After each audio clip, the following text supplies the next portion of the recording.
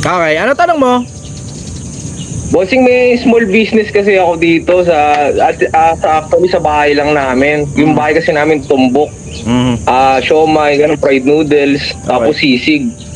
Kaso boss, parang nababagalan ako sa progress kasi araw-araw isa, dalawang tao lang bumibili, ganun eh. Eh dapat kasi masarap yung produkto mo. Masarap naman siya, bossing, binabalik-balikan. Kaso boss, yung di mo alam kung nananawa sila o parang mas kailangan ako ng bagong suki, ganun. Ang bahala ko sana, sir, ang tanong ko, ano kaya sir, mag-expand ba ako, umupa ako sa ibang lugar malapit sa amin ng mga tao, o tiyagain ko na lang dito, ikalat ko na lang sa social media? Either way works, brother, basta marunong ka ng marketing. Isa pa, dapat masarap din kasi yung produkto mo. Kasi ang problema niyan, baka ikaw lang yung nasasarapan, tapos sa mga customer, hindi naman bumabalik. Ito naman, itong katulad nitong Project 1M dito, ang isa sa mga dahilan kung bakit nananatiling buhay ito, dahil doon sa mga regular customer na pabalik-balik na halos linggo-linggo andito sila. Eh isipin mo, makakuha ka lang ng 100 tao na nagpapabalik sa balik-balik sa'yo linggo-linggo. Hindi araw-araw ha, linggo-linggo. Kahit pa paano may sapat ka ng pambayad ng renta para doon eh. 100 tao lang, sapat na yun, pambayad ng renta. Mas maganda pala, sir, ano? Sige, sir. Tuloy, brother. Okay. Eh di, ano sir, mas maganda pala, kumuha ko na ng halagang mga 5K upa, no? Wala akong sinabing ganun. Hindi mo madadaan sa 5K yan, 10K yan. Hindi mo madadaan kung magkano man yung upa mo. Ulitin ko, ang isa sa mga pinaka-importanting parte ng marketing, yung mismong produkto mo nagsasalita na para sa sarili niya. So ngayon, ang gagawin mo na lang, papatesting mo na lang sa mga tao kung gaano kasarap yung produkto mo, tapos yung produkto mo mismo nagsasalita na para sa sarili niya na binabalik-balikan. Kasi hindi naman nabago sa inyo yung konsepto na meron kayo nakitang sisigan sa kanto, tapos yung sisigan na yan, sisig lang talaga yung binibenta nila, nasa cart lang yan sa tabi ng kalsada, tapos dinadayo ng mga tao, dinudumog pa. Hindi na bago yun eh. Bakit may mga ganun? Kasi nga yung konsepto nga na sobrang sarap ng produkto, binabalik-balikan ng mga customer. Ngayon, welcome ka naman na sabihin masarap yung produkto mo.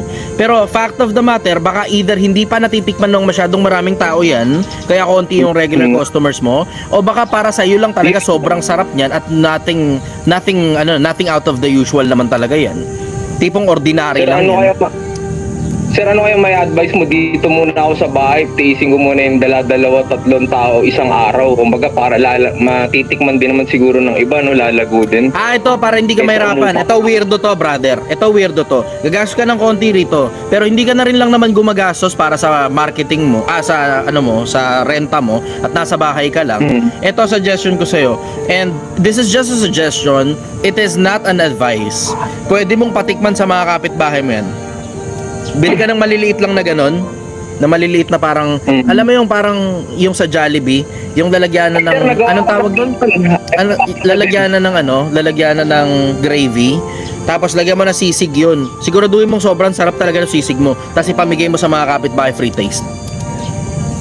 Sa kanila, kumbaga parang kailangan ko talagang alam mo yung ilayo. Eh di kailangan mo mag-survey. Oo, hindi mo madadaan sa palayuan yan o palapitan yan, brother. Oo, nagkakaintindihan tayo na may mga lugar talaga na talagang sobrang daming tao. Pero pag hindi masarap ang produkto mo, kahit gaano pa karami tao dyan, titigil pa rin ang pagkain sa'yo mga tao. Brother, nalilito ka. Hindi sa pagandahan ng lugar yan. Hindi rin sa palakihan ng upa ng pwesto yan. Ang pagnenegosyo nasa produkto mo at saka nasa pagpapakilala mo sa publiko. Yun ang pagnenegosyo. Hindi yan parang kahit saan mo ilagay, bulok naman yung tinitinda mo. 'Di ba? Kahit saan mo pa ilagay yan, bulok ang tinitinda mo, wala pa rin masyadong maraming bibili diyan. Mga first time customers na hindi na bumabalik. Hindi naman nabago sa inyo eh. Tingnan mo. Eto, magandang halimbawa ito eh, 'di ba? Ano? Atin lang 'to ha. Nakikita niyo sa social media, may mga nagbebenta ng produkto. 'Di ba? Tapos meron diyan sikat na sikat talaga na produkto. Tapos ano nangyari? Sumikat kasi binash lang siya ng mga tao. Binanatan lang siya ng mga tao. Binomba lang siya ng mga tao. O tapos tinikman ngayon ng mga tao yung produkto. Tapos okay lang naman. Normal naman yung lasa. Pero hindi kasing sarap ng inaasahan ng mga tao para sa ganong klaseng kasikatan. Ngayon tignan mo kung nabebenta pa. Nabebenta pa rin. Pero barya-barya na. Ila-ilang piraso na lang sa sobrang dami ng pinoproduce nila. Bakit? Kasi yung mismong produkto nga nagsasalita. Yung produkto, ang sinasabi ng produkto, so sakto lang kami. Pero overprice itong binebenta. Sakto lang yung lasa pero overprice. Okay lang siguro mag-overprice ka kung maganda yung pwesto mo, sobrang ganda ng pwesto mo, tapos sobrang sarap din ng produkto. Pero kahit gaano pa kaganda yung pwesto mo, yun ang nga iniisip mo na pumuesto, tapos yung produkto mo naman hindi naman masyadong kasarapan at ordinary lang naman, di yan pa rin yung pinakamabilis na paraan para mabangkarote ka. Ako sa akin, perpekin mo na muna ng nasa bahay. Perpekin mo muna yung formula mo nung mismong binebenta mo nang nasa bahay pa kayo. Kasi walang sense na iuupa mo pa ng pwesto tapos hindi rin naman pupunta dyan ng mga tao dahil hindi rin naman masyadong masarap ang produkto mo. Ano ba? Gets mo yun? Sa akin, meron ka na rin lang namang pwesto, kanto rin lang naman yan, hindi mo na binabayaran dahil bahay nyo na yan. Putang ina Brad, bugbugin mo na yan. Maniwala ka sa akin. Banata mo na ng gusto yan. Pag-aralan mo na kung paano makakapagpapunta ng tao dyan. Pag-aralan mo kung paano yung tamang timpla para binabalik-balikan ka na ng mga taong minsang panahon lang natikman yung produkto mo. Tapos siguraduhin mo na pumapaldo ka na muna sa bahay. Tapos kung trip mong magrenta, yun ang trip mo eh. Although ang pangit ng trip mo, pero trip mong magrenta kahit meron naman kayong corner lot, sige, magrenta ka. Panibagong branch na ngayon yun. Pero nakuha mo na muna yung paraan kung paano magpapunta ng tao. Doon pa nga lang sa simpleng konseptong hindi ka muna makapagpapunta ng tao sa mismong lugar kung saan ka nandun, na corner lot pa yan ha, corner lot pa yan. Isang piraso, dalawang pirasong tao lang ang sumusubok tapos hindi na bumabalik. Doon pa lang sa simpleng formula na meron ka, hindi mo pa nga ma-perfect, ililipat mo pa sa lugar na nagbabayad ka ng renta. Diba? Common sense, brother. Walang sense para magbayad ka ng renta sa isang lugar na hindi mo naman sigurado kung papaldo ba o hindi. Papalduhin mo na muna dyan sa corner lot na bahay ninyo dahil corner lot nga yan, ikaw may sabi. So it's as if you're speaking na parang asset mo yan na hindi mo na kailangan bayaran kasi nga bahay nyo na nga yan, tapos naka-corner lot pa kayo. Pag hindi ka makapagpapaldo ng negosyo dyan mismo sa lugar nyo, nakaputang ina, yan ang pinakamabilis na parang para pag nilipat mo yung negosyo, nagbabayad ka na nga ng renta, hindi rin naman pumapaldo. Nakuha mo? Gets ko, sir. Tingnan mo, pasok ka minsan sa squatters area. Ito, pinakamagandang thesis yan eh. Pasok ka sa squatters area. May mga lugar sa squatters area na kahit nasa kanto lang sila ng kung ano man, doon lang din sa looban, sa squatters area, dinadayo sila na mga kapwa nila squatter din. Kasi sabihin mo, hindi ka, marami kang tao dyan sa squatters area. Tignan mo yung kabilang tindahan na kakompetensya nila, hindi naman ganun karami ang tao. Oh, bakit ganun? Merong isang tindahan na dinadayo ng mga tao, may mga tindahan naman na lulugi sa loob mismo ng squatters area. Gets mo? Gets mo yung konsepto? Na kahit nasaan ka pang pumuesto, pag talagang panalo talaga yung produkto mo, dadayuhin ka pa rin ng tao, pero kailangan mo munang mapatikman sa kanila yung produkto o kailangan mo munang maipakilala muna sa kanila. Ma-testing nila one time para babalik-balik sila. Tignan mo, yung katulad ng sinigang na baka ko, diba? Sinigang na baka lang to. Wala namang out of the usual sa sinigang na baka, bukod sa masarap talaga yung sinigang na baka namin. Yun talaga yun eh, masarap yung sinigang na baka. Ang nagsasabi niyan, mga regular customer na pabalik-balik. Kasi kung hindi naman masarap yan at ordinary lang yan, at lasang karinderya lang naman yung sinigang na baka ko, bakit naman babalik pa ang customer? Diba? Yun yung nagpapanatili sa aming buhay dito sa proseso na to. Ang nagpapanatiling buhay, yung mga regular customer na pabalik-balik. Kuha mo yun? Gets ko, sir. Yun ngayon ang aralin mo kung paano ka makakapagpabalik-balik ng mga customer. Kahit once a week lang. O kahit siguro once every payday, ganun. Sa isang quincenas, dapat bumabalik sa'yo mga customer. Tapos dapat tinatandaan mo yung mga mukha ng mga regular customer. Para alam mo ngayon, okay, mukhang sumasarap na yung produkto namin kasi may mga regular customer na eh. Yung regular customer ang nagpapanatiling buhay sa negosyo. Ang tawag dyan, returning customers.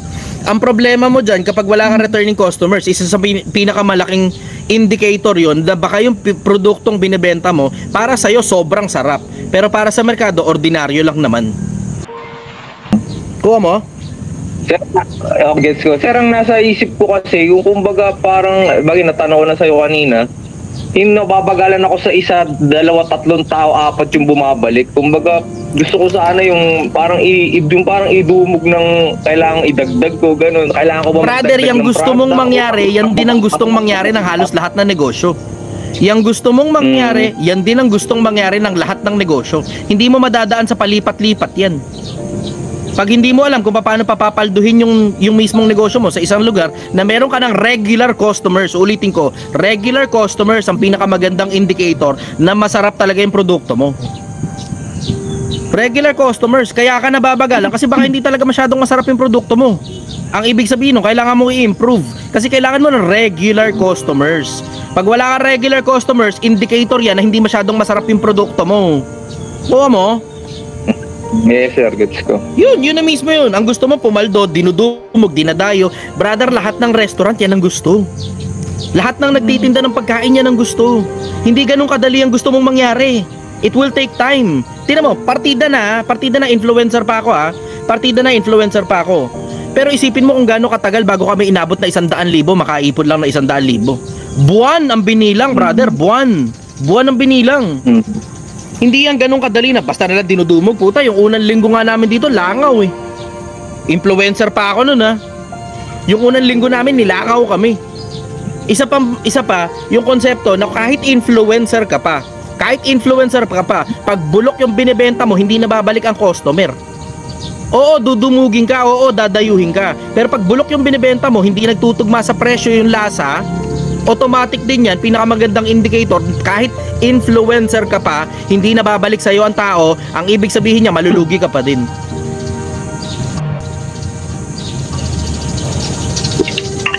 Kuha mo?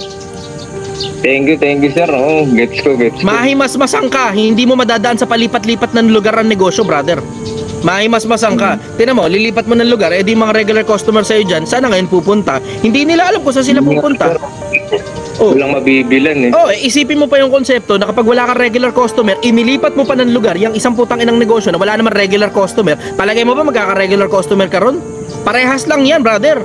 Yung tapat sa kaunti, tapat sa marami.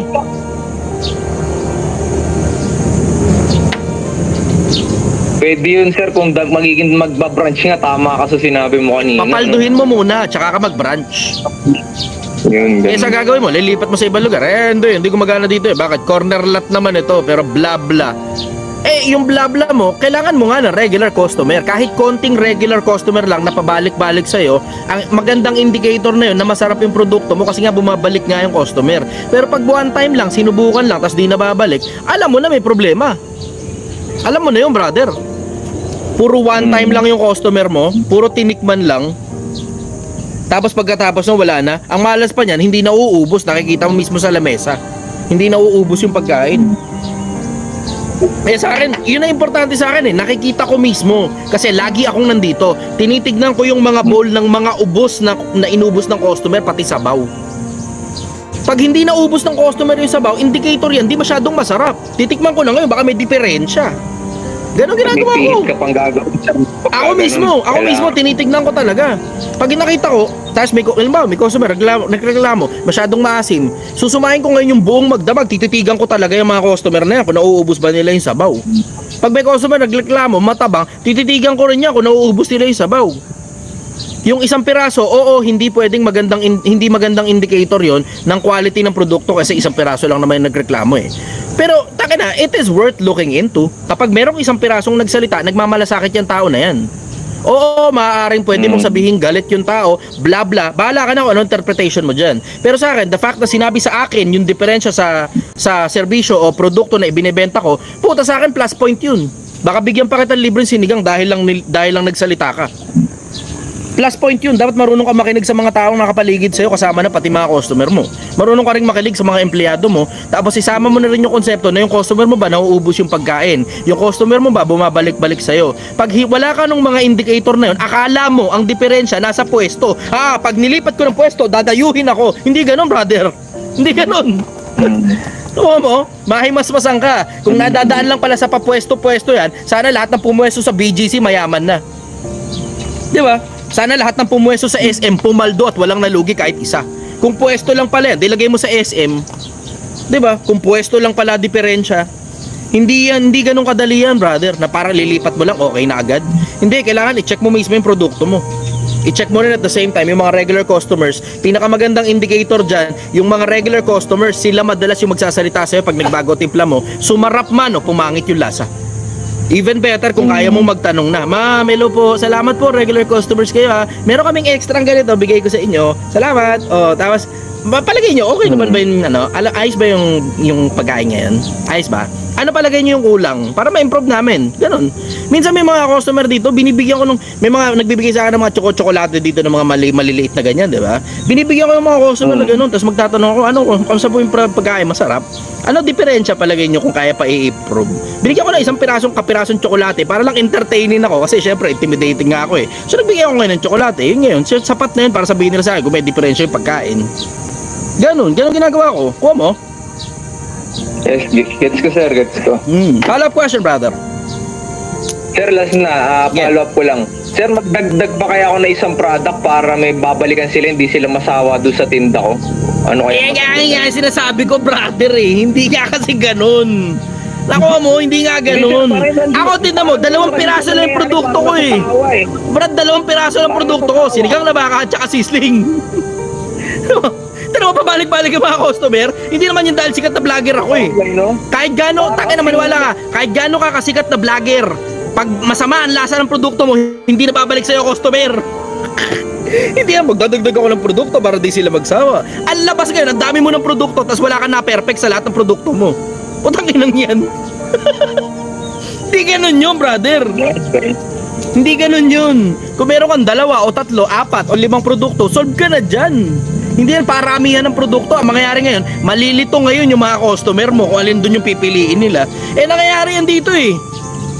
Ito hindi nyo alam. Kakwento ko lang sa inyo. Doon sa mga kasama kong may stall dito, kung nanonood kayo sa akin, huwag sa loob nyo. Magtutropa tayo. Gusto kong umalagwa kayo pare-parehas. Yung mga stall dito, ang dami nilang menu. Ngayon na nangyayari, nagkakaroon ng decision fatigue yung mga customer. Nakatitig lang na ganyan, hindi alam kung anong o-orderin. Sa dami ng mga nakasulat sa menu nila, nagkakaroon ng decision fatigue. Ngayon, aalis ngayon yung customer, ang dami eh. Hindi makapili eh. Ano sa'yo? Hindi ko alam. Ikaw, ano sa'yo? Hindi ko rin alam eh. Tara, tingnan natin yung iba. Ganun na nangyayari. Nagkakaroon ng decision fatigue yung mga customer. Sa sobrang dami ng putang inang haba ng menu. Ang haba ng menu ng iba rito eh. Ang haba. Sa akin, 2 piraso lang. Pagka humarap sa amin ng customer, puta ka na, sales stock ng mga tao ko. Ma'am, ito po, 2 lang, di na kayo mahirapan. Sinigang o sisling? May sabaw o wala? O kabutang inang dali. Ang daling i-close. Ang daling i-close. Hindi mo madadaan sa paramihan ng produkto yan, brother. Gaya nga na sabi ko, ang negosyo, hindi nadadaan sa paramihan ng produkto, lipat-lipat ng pwesto. Hindi mo madadaan sa ganun yan.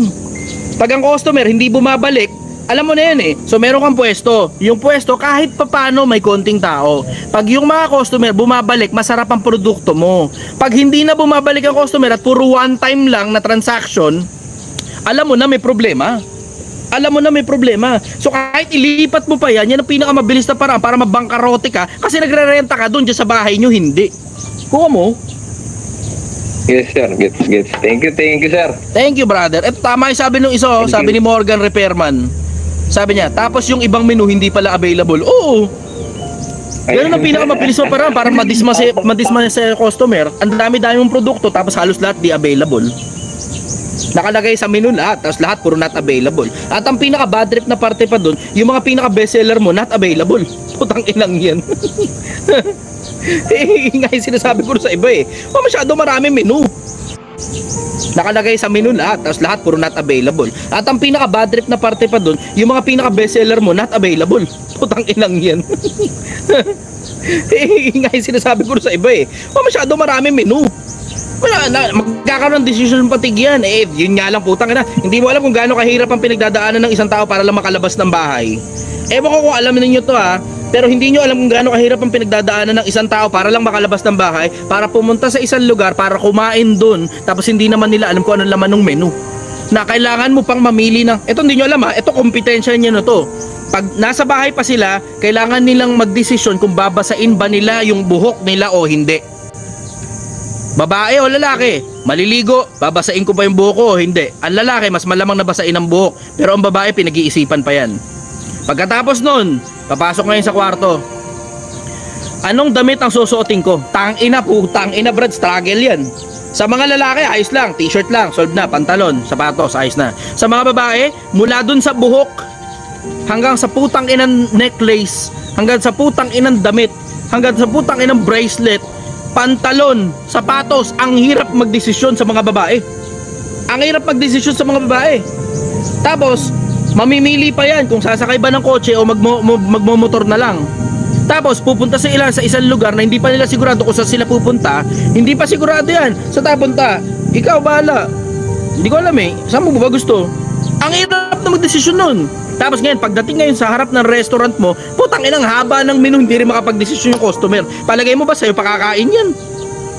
O, tamo?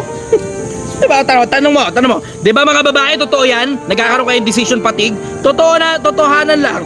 Type yes kung totoo, type no kung hindi totoo. Ganun lang yun eh. O yan o, tinan mo, tatawanan nga sila sa comment section o. Tinan mo, tatawanan sila sa comment section. Mga lalaki, di ba? Ang sakit sa ulo kapag ang babae ang tagal-tagal magbihis. Bakit ang tagal-tagal? Kasi nga namimili pa nga. Tapos ngayon, pagdating sa restaurant mo, putang inang dami-dami mong menu. Tapos halos lahat naman unavailable. Putang inang yan. Tapos nung matikman nila, ang bad trip doon, yung natikman nila, hindi pa masarap. Ano, tinan mo, kaliwat ka na nag-ias oh. Ano, tinan mo, basahin nyo yung comment section. Ano, hindi lang kinoconsiderin eh. Akala nila, pag nagnegosyo sila, akala nila, sarili lang nila kailangan nila atupagin at yung negosyo lang nila kailangan nila atupagin. Without considering, tangina, bago pa pumunta sa restaurant mo yung mga customer na yan, hirap na sa pagdidesisyon yan. Pagdating sa restaurant mo, santambak ngayon ang putang inang menu mo. Tapos yung karamihan pa doon, unavailable. Tapos hindi magkaintindihan kung ano ngayon ang orderin nila. Kasi lahat mukhang masarap or worse, lahat mukhang hindi masarap. Putang inang lala. Sa akin, 2 piraso lang menu. Hindi ka na mahirapan. May sabaw o wala? Sinigang o sisling? Tapos, putang ina. Kanin na lang. Kayo na lang magdesisyon kung ilang kanin na gusto nyo. Minsan, pag di nyo pa kaya magdesisyon, kami na rin magdesisyon para sa inyo. Sir, mukhang malakas ka kumain eh. Mga 2 kanin sa'yo. Si ma'am, mukhang sexy eh. Isang kanin dyan. O, tapos, ano lang yan? Susunod yan, drinks na lang. Soft drinks o tubig? Gano'n lang. Soft drinks o tubig? O, soft drinks. O, tsaka kayo mamili. Ito po, meron po kaming Coke dito. Royal, Mountain Dew, at tsaka Sesto. O tapos tubig. Yun lang, gano'n lang. Hindi ka na mahirapan. Tangina, wala talagang kahirap-hirap. Wala. As in, pinipilit namin as much as possible. Lahat ng transaction dito smooth. Pagpunta mo rito, may haharap na kagad sa'yo. Ma'am, sinigang na baka po, sisling, bestseller po to dito sa Domsa. Pili na lang po kayo, may sabaw o wala. Kasi sa lahat ng iba, mahihirapan po kayong pumili. Dito sa amin, 2 piraso lang menu. Hindi na kayo mahirapan. Tawa kayo yung customer. Pag tawa ng customer, akin ka na. Yun ang goal nila, mapatawa customer.